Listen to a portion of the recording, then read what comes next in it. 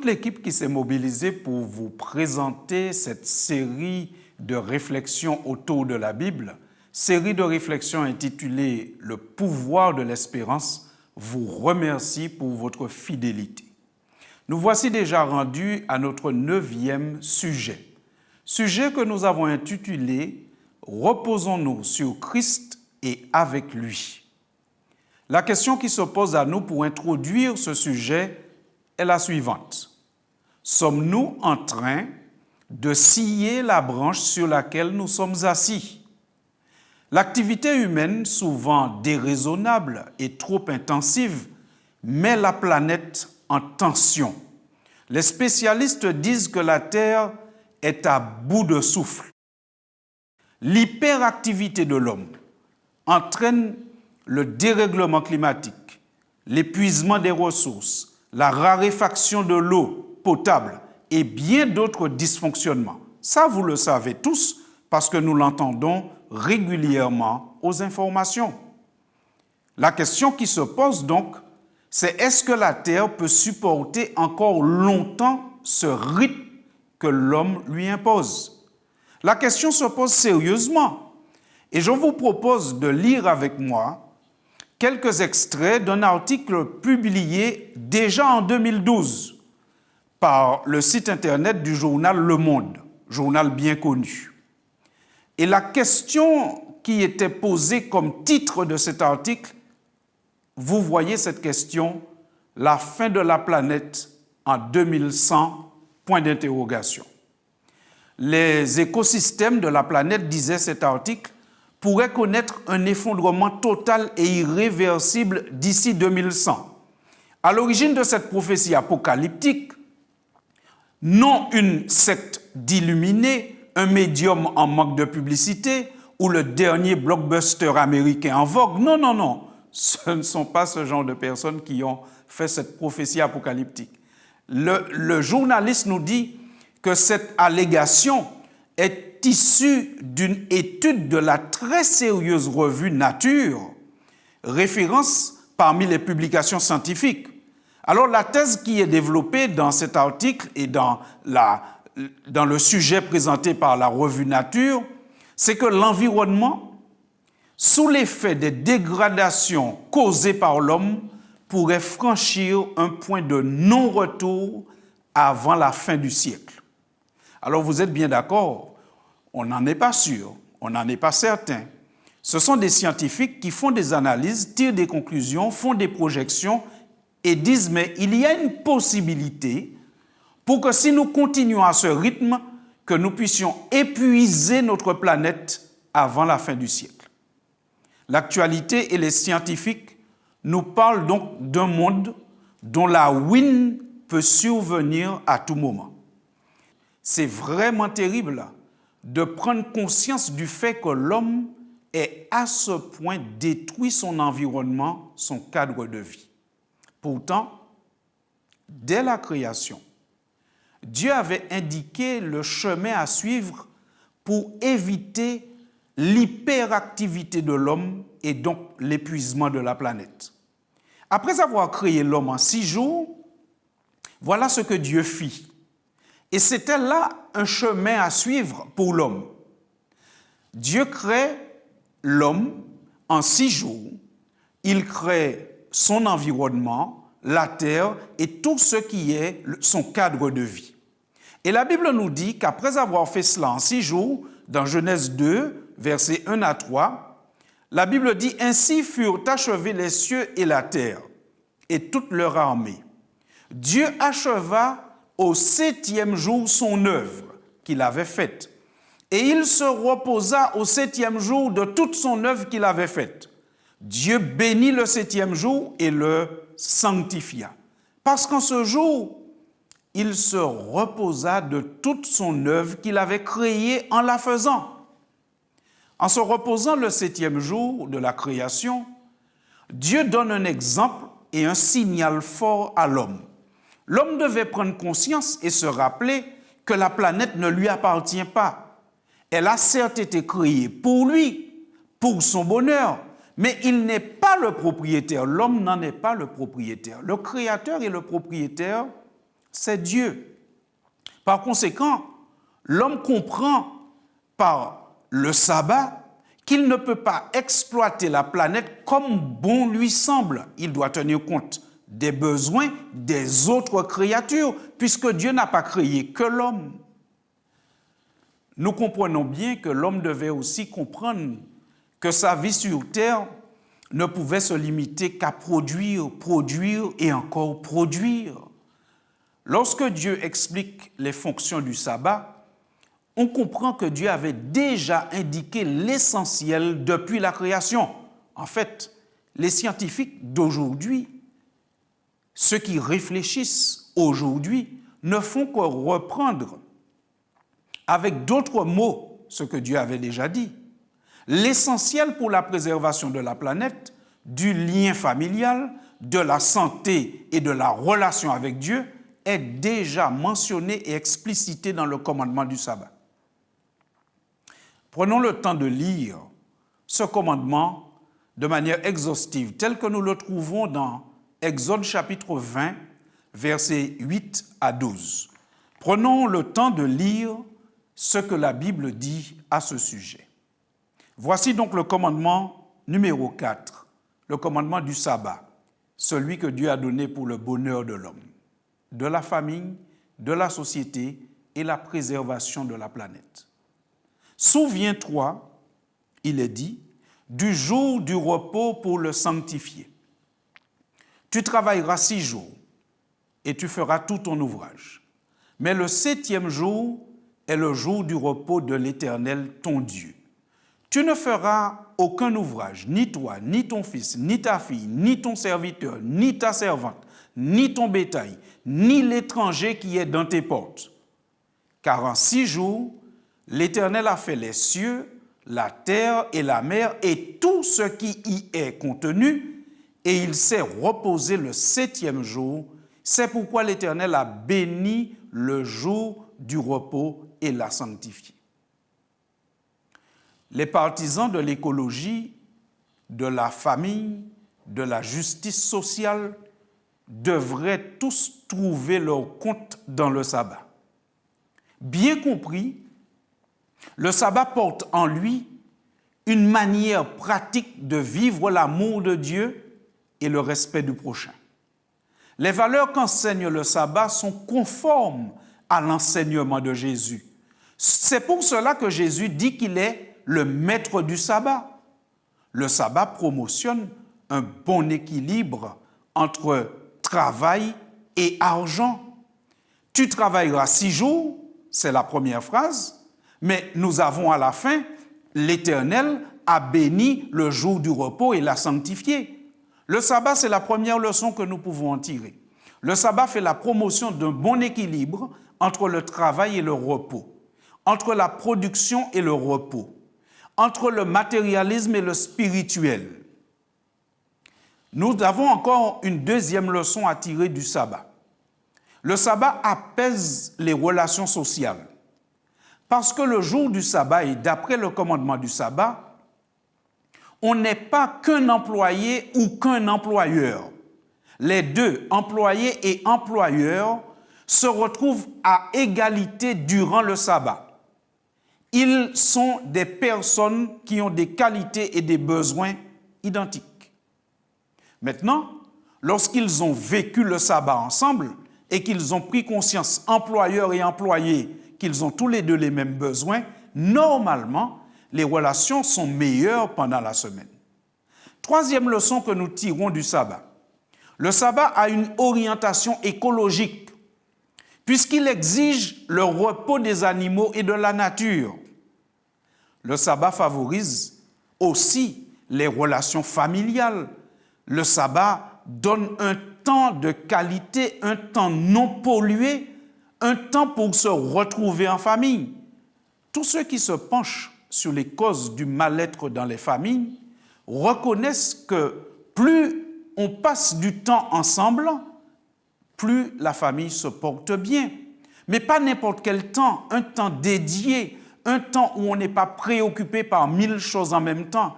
Le jour du sabbat, on se libère l'esprit des choses matérielles et des préoccupations matérielles et on se concentre sur l'autre et sur Dieu.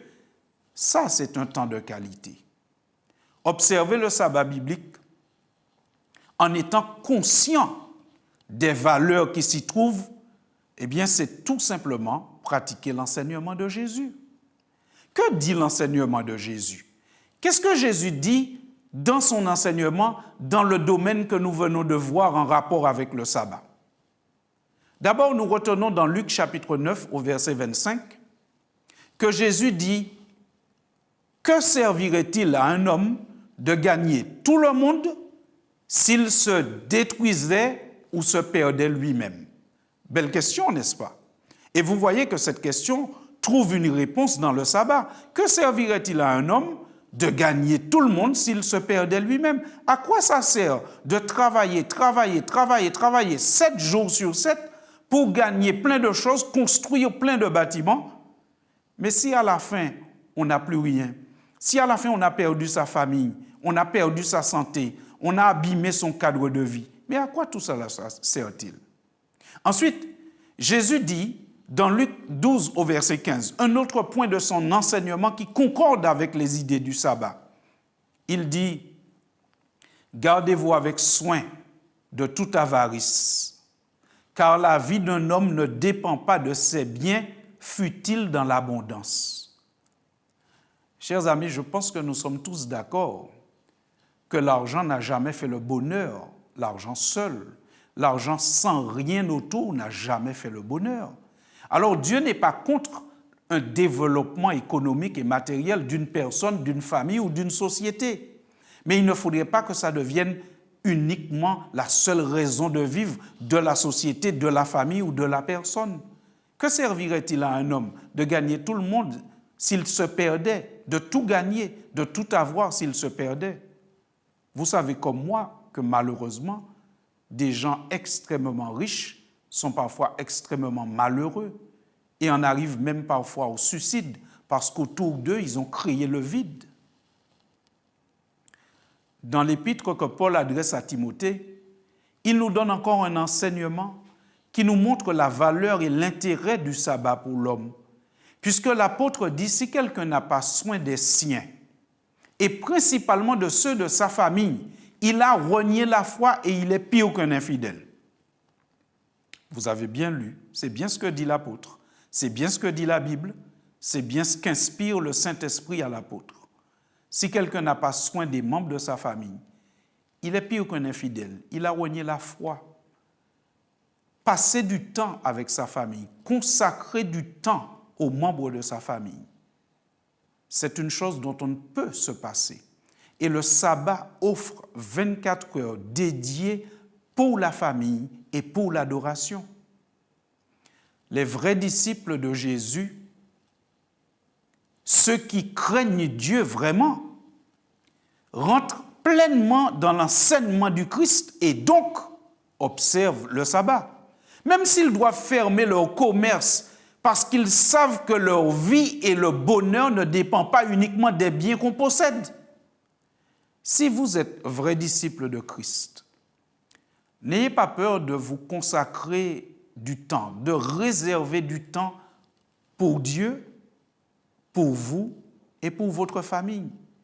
Et si pendant ce temps, vous n'êtes pas dans la course, vous n'êtes pas dans le travail, la Bible dit que le Seigneur prend soin de ses enfants et qu'il donne à ses bien-aimés tout ce dont ils ont besoin, même pendant leur sommeil. Alors vous avez bien compris que nous ne faisons pas la promotion de la fainéantise, parce que le sabbat commence par cette phrase « Tu travailleras 6 jours ». Mais ce que Dieu vise, c'est nous aider à trouver l'équilibre. Prenons l'exemple de ses premiers disciples, que nous trouvons dans le livre des Actes, au chapitre 16, versets 13 et 14. La Bible nous raconte comment s'organisait la vie des premiers disciples. Lisons ceci. Le jour du sabbat, nous nous rendîmes hors de la porte vers une rivière où nous pensions que se trouvait un lieu de prière.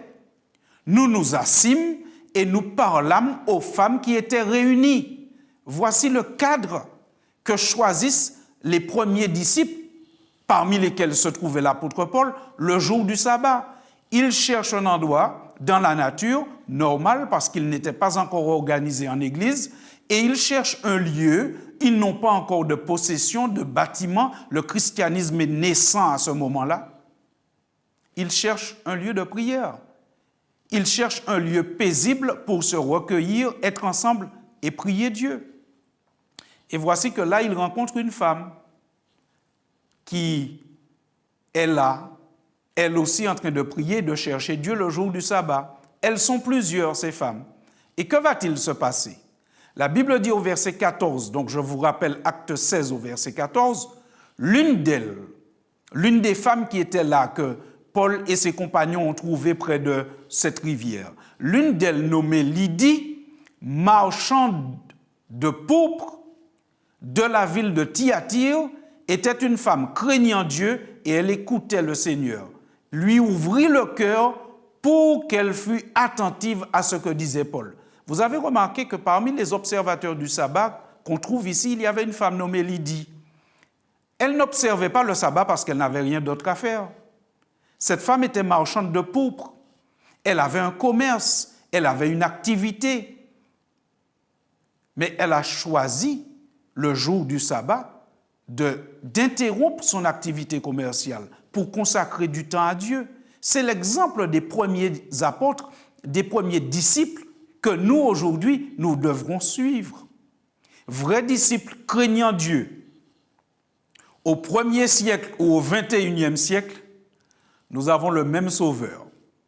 Nous avons le même Jésus qui nous offre les mêmes grâces et qui nous donne le même rendez-vous le 7e jour de la semaine. Un rendez-vous pour adorer le Créateur et reconnaître son pouvoir, ses droits en tant que Créateur. Le rendez-vous, c'est le 7e jour, parce que c'est la fin de la création. C'est quand tout est terminé dans le jardin, que Dieu célèbre la création et invite l'homme à y participer. Ça se passe le 7e jour. Nous l'avons lu au début, ce texte de Genèse 2, verset 2, qui nous dit que Dieu acheva au 7e jour son œuvre qu'il avait faite, et il se reposa au 7e jour de toute son œuvre qu'il avait faite. Vous savez, bien qu'il soit possible et nécessaire même de rencontrer Dieu tous les jours, le sabbat offre un temps particulier pour une rencontre particulière entre Dieu et sa créature. Ce jour-là, cette rencontre, Dieu célèbre ce qu'il vient de créer et invite l'homme à participer avec lui. C'est une célébration, c'est une reconnaissance de Dieu en tant que créateur. Si on change le jour du sabbat, le sabbat n'aura plus son sens premier, son sens originel, il sera dénaturé. Réfléchissons ensemble. Si Dieu avait célébré le sabbat le premier jour, qu'est-ce qui se serait passé? Eh bien, l'homme ne serait même pas là pour participer à la célébration, parce que l'homme a été créé le 6e jour. Vous comprenez bien qu'aucun autre jour ne convient pour le sabbat. C'est seulement le 7e jour qui donne son sens au sabbat.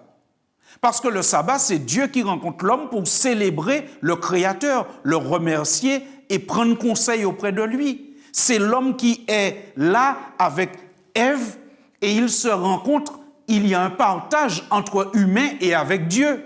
Déplacer le sabbat un autre jour de la semaine lui fait perdre son sens. On ne peut pas non plus réduire le sabbat. C'est 24 heures que Dieu a donné, d'un coucher du soleil à l'autre coucher du soleil. Ceci nous montre qu'il nous faut du temps avec Dieu. Il nous faut passer du temps avec lui. La relation que Jésus souhaite avec ses disciples, c'est une relation d'amour, de confiance et d'obéissance. La relation avec Jésus qui sauve, ce n'est pas le lien du sang, mes chers amis, mais c'est bien la relation d'amour, de confiance et d'obéissance. Avons-nous autorité pour changer ce que Dieu a institué et dénaturer ce qu'il a institué? Non, nous n'avons pas cette autorité. Ce que Dieu veut, ce que Jésus veut, c'est que nous puissions l'aimer, lui faire confiance, mais aussi lui obéir. Regardez comment Jésus nous le fait savoir. En lisant ce texte, on peut avoir l'impression que l'approche de Jésus est un peu abrupte. Mais nous savons que Jésus est plein d'amour. Regardez comment cela se passe. Dans Luc chapitre 11 au verset 28, une femme rencontre Jésus et lui dit « Heureuse la femme qui t'a donné la vie ». Et Jésus lui répondit « Heureux plutôt ceux qui écoutent la parole de Dieu et qui la gardent ».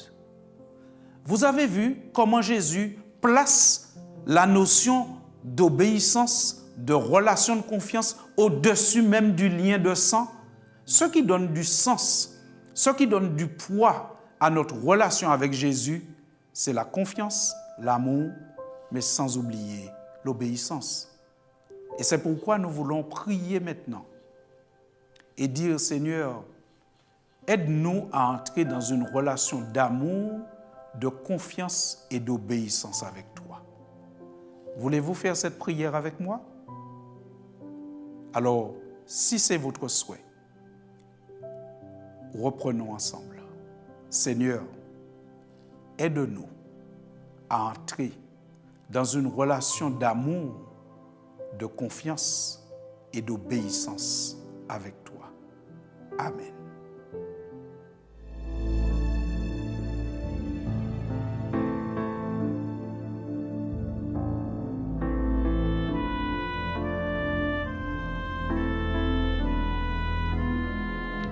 Mon seul abri, c'est toi. Toujours mon cœur te chantera,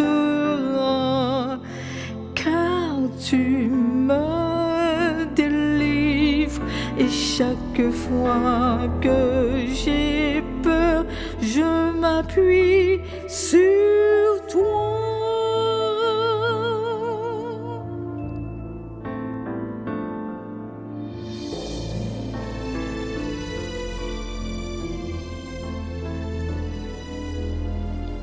Mon seul abri, c'est toi.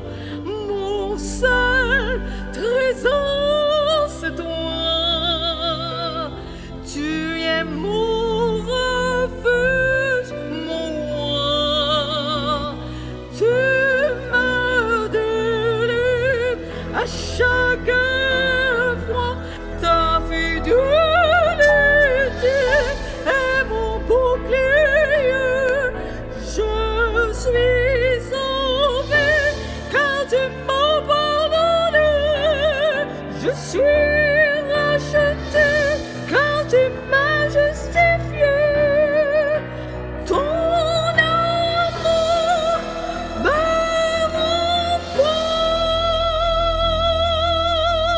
remporte. Mon seul abri, c'est toi. Toujours mon cœur te chantera, car tu me délivres. Et chaque fois que j'ai peur, je m'appuie sur toi. Je m'appuie sur toi. Et dans ma faiblesse, le Seigneur me renforce. Je m'appuie sur toi.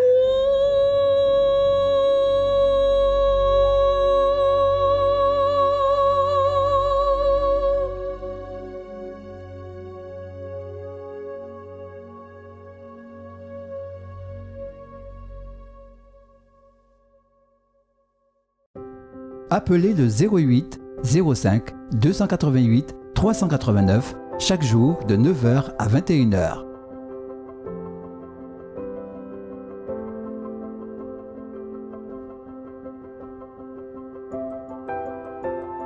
ou recevoir notre littérature gratuite, Retrouvez le pouvoir de l'espérance chaque jour du 13 au 27 décembre. sur cette antenne, à la même heure.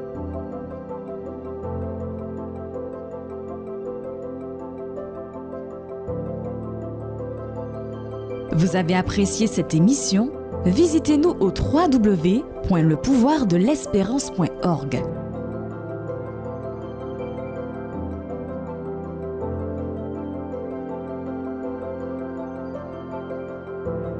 Ou recevoir notre littérature gratuite, Retrouvez le pouvoir de l'espérance chaque jour du 13 au 27 décembre. sur cette antenne, à la même heure.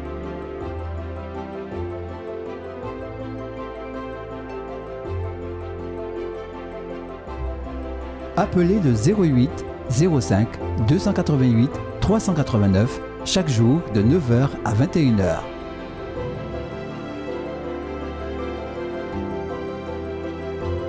Pour avoir une info, Voir le replay, exprimer un besoin, une prière, visitez-nous au www.lepouvoirdelespérance.org. Merci de votre écoute. À demain.